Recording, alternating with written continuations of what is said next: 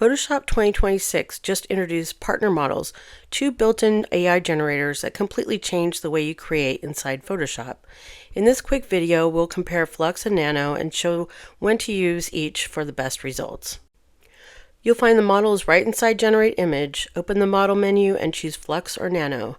They use different AI styles, so the same prompt can look totally different depending on which one you pick.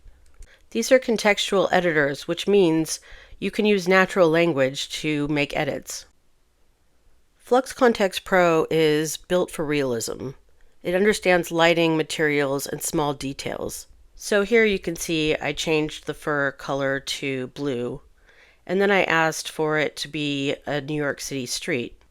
You can see the details in her face. Here I've asked it to turn her hair to pink. You'll notice sharper edges, realistic shadows, and natural color. It's basically the photo version of partner models. Nano, on the other hand, is cinematic and expressive.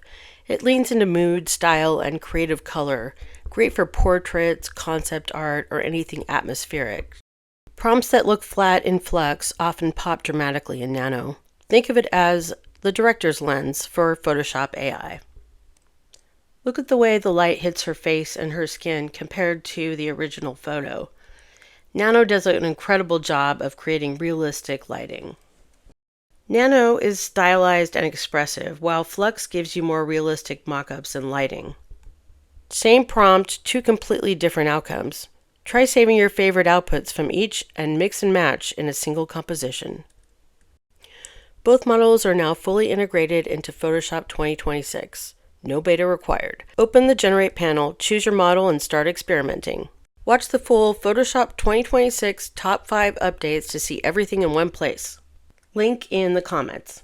Don't forget to like and subscribe.